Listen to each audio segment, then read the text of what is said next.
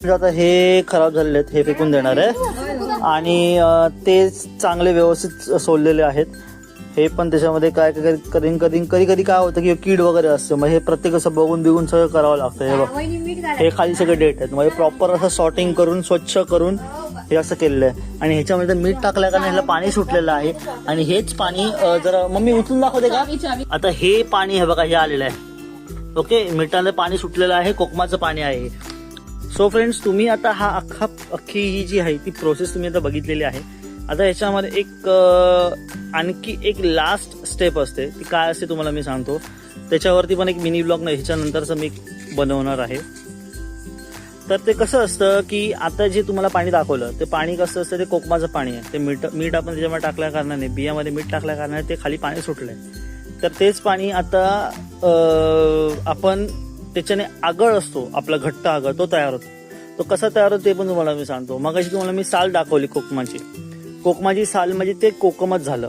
तर ते कोकमाची साल जी आहे ती आता उद्या उन्हात सुकत घालणार. उद्या उन्हात सुकत घातली की उद्याच्या रात्री तीच साल उन्हातून सुकलेली असते ना, ती साईडला काढतात, तीच परत त्या ओल्या पाण्यामध्ये टाकतात. कोणत्या आगळच्या त्या पाण्यामध्ये भिजत ठेवणार रात्रभर. त्याच्यानंतर परत दुसऱ्या दिवशी सकाळी उन्हात ते वाळत घालायचे. असे 3 दिवस लगातार सलग करावं लागतं. जेणेकरून काय होतं, कोकमाचा जो लाल कलर असतो, मगाशी तुम्ही बघितलं की फेंट कलर आहे तो, ठीक आहे, म्हणजे पांढरा कलर आहे. पण तो पांढरा कलर हळूहळू डार्क रेड मध्ये हे होतो आणि घट्ट होतो तो, जेणेकरून तुम्हाला प्रॉपर आगळ मिळतं.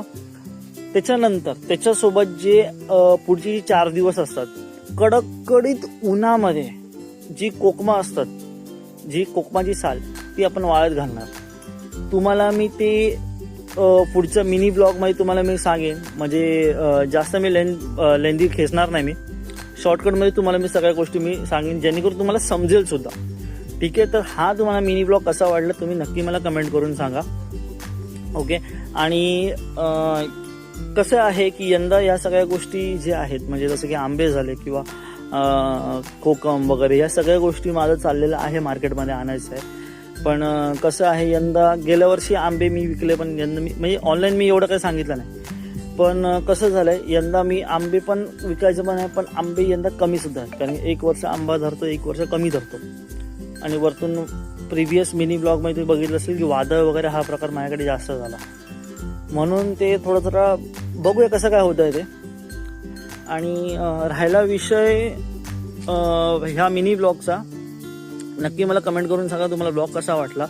लाईक करा, शेअर करा, आणि नवीन जर असेल तुम्ही माझ्या चॅनलला तुम्ही सबस्क्राईब देखील करा. थँक्यू.